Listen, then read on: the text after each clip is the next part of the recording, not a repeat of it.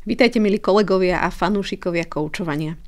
A vítajte pri ďalšom projekte, ktorý sa týka koučovania a bude o koučovacích náhľadoch a koučovacích prístupoch. Ak ste nás sledovali doteraz, tak viete, že už máme za sebou dva veľmi úspešné projekty. Jeden z projektov sa venoval koučovacím kompetenciám v kocke.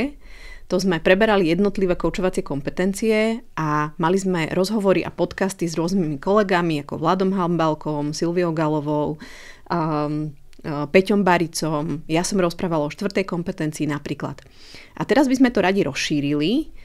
Tento projekt koučovacie kompetencie v kocke, potom sme mali koučovacie kompetencie v praxi. To sme robili projekt s Vierkou Tatajovou, ktorý si môžete pozrieť aj na našom YouTube kanáli, kde sme rozoberali presne nahrávky, 2 koučovania vo vzťahu ku koučovacím kompetenciám. No a tento ďalší projekt sa bude venovať náhľadom alebo prístupom v koučovaní. Aby som to zaramcovala, že prečo je to vlastne dôležité alebo o čo ide.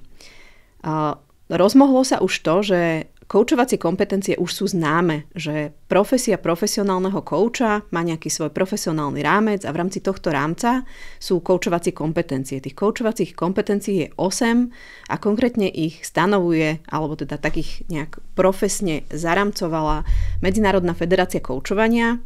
A teda podľa týchto kompetencií kouči koučujú a vieme, že teda ak niekto koučuje podľa týchto kompetencií a preukazuje ich vo svojej praxi, takže sa môže hlásiť k profesionálnemu koučovaniu. Lenže koučovacie kompetencie úplne nestačia a ja by som to prirovnala k takej metafore, ktorá hovorí o rybe a kostre. Ja by som prirovnala koučovacie kompetencie, o ktorých teda my ako profesionáli už vieme a mnohí aj laici, ktorí sa zaujímajú o koučovanie, tak už vedia, že nejaké kompetencie tam musia byť.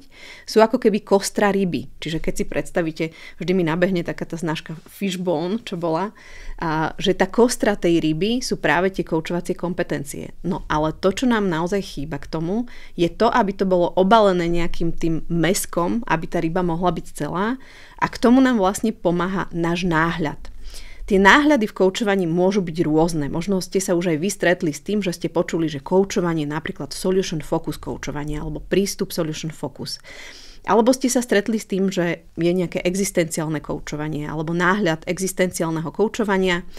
Alebo ste sa stretli s tým, že je napríklad nejaký prístup transakčnej analýzy, v ktorom niektorí kouči koučujú.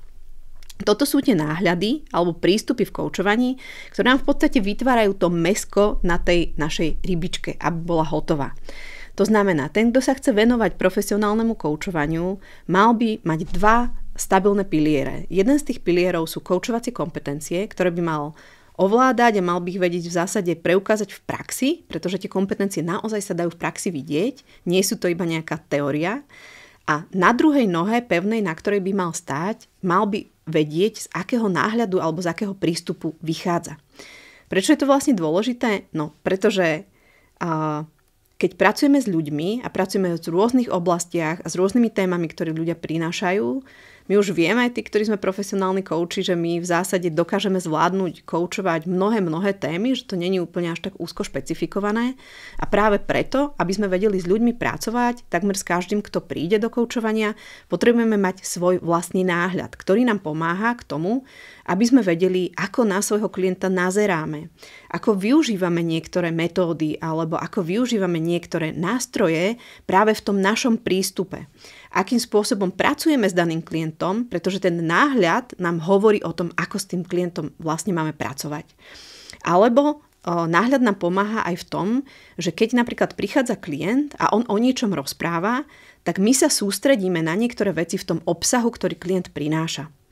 A možno ste počuli aj vy, že vlastne ten coach nijak to nevedie a necháva to tak a ide iba tam, kam ten klient ide. Na jednej strane je to pravda. My veľmi ako profesionálni coachi vnímame, kde máme nášho klienta, kde je život, kam sa posúva v tom svojom rozprávaní a rozmýšľaní, ale na druhú stranu náš náhľad nám pomáha a hovorí o tom, čo je dôležité. A v každom tom náhľade je dôležité niečo iné. V Solution Focus sú to napríklad výnimky, zdroje, to je to, na čo sa sústredím, ak som coach v tomto prístupe.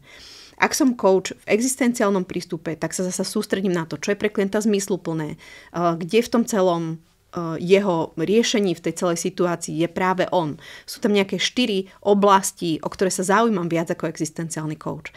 Každý z konkrétnych prístupov má vlastne svoje také, že svetielka, na ktoré sa sústredíme práve v tom obsahu klienta a nejakým spôsobom ich potom rozvíjame a pozývame toho klienta, aby on vytváral ten väčší priestor uvedomenia aj cez skúmanie týchto aspektov, ktoré máme v jednotlivých náhľadoch alebo prístupoch. Takže preto je to veľmi dôležité, aby náš coaching nebol plochý, aby nebol založený iba na tom, že aktívne počúvame, robíme kontrakt, vytvárame nejaký priestor uvedomenia, ale aby sme naozaj vedeli, akým spôsobom ten priestor uvedomenia vytvárame, na základe čoho ho vytvárame, akým spôsobom pracujeme s tým našim klientom v tej profesionálnej rovine. Takže nechceme plochý coaching, chceme naozaj taký bohatý, ja to niekedy hovorím, že ako 33% šľahačka a k tomu potrebujeme, aby sme vedeli, že z akého náhľadu vychádzame, na akom tom jednom stabilnom pilieri stojíme. K tomu vám môže dopomôcť práve aj tento náš projekt, ktorý hovorí o náhľadoch v koučovaní. Totižto niektorí ľudia si myslia, že nástroje koučovacie, možno ste sa s tým stretli, koučovacie koleso alebo škála, alebo niektoré konkrétne ako mentorský stôl a proste iné stop, start, continue, to je tiež, to sa používa niekde v koučovaní, alebo keď sa niekto rozhoduje, tak sa používajú nástroje napríklad na posúdenie plusov a mínusov v koučovaní. Že toto všetko sú nástroje, ktoré sa dajú použiť aj mimo koučovania. Oni nie sú prioritne koučovacie. A to je veľmi dôležité si uvedomiť, že ak s niekým pracujete a pracujete na základe týchto nástrojov, tak to ešte nemusí znamenať, že robíte profesionálny coaching.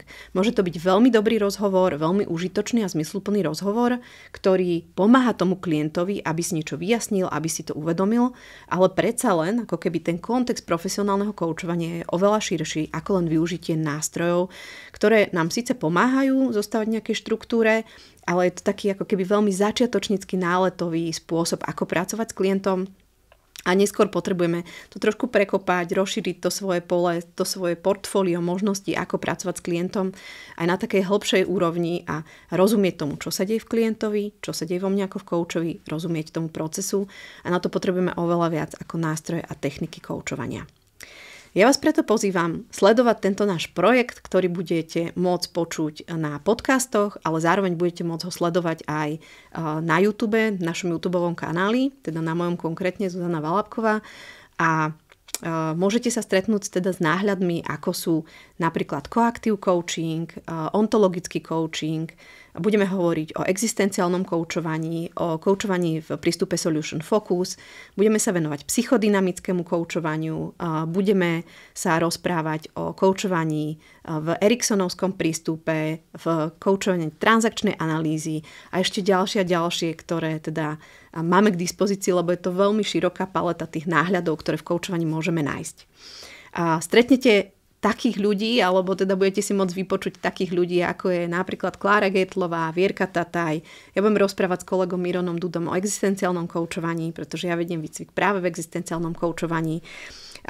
Peter Štefány, Dagmar Keriová, Vlado Hambalek alebo Silvia Pavlík-Gálová a ešte aj ďalší kolegovia, ktorí budú participovať na tomto projekte. Ja sa teším, že sa nám podarilo urobiť ďalší takýto komunitný projekt, takže by som týmto chcela poďakovať všetkým mojim kolegom a srdečne vás pozývam rozšíriť svoje portfólio vedomostí o nové prístupy, o nové náhľady a verím, že to bude pre vás užitočne strávený čas.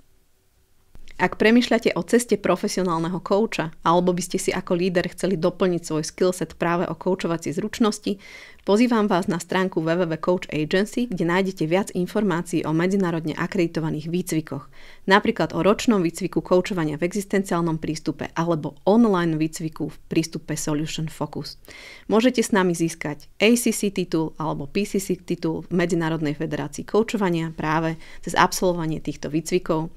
A tieto výcviky, čestne môžem povedať, že sú veľmi komplexnou a poctivou prípravou na cestu profesionálneho kouča alebo koučujúceho lídra. Srdečne vás pozývame, popozrajte si. Ak by ste mali otázky, tak neváhajte nám napísať a tešíme sa na vás napríklad na niektorom z našich výcvikov.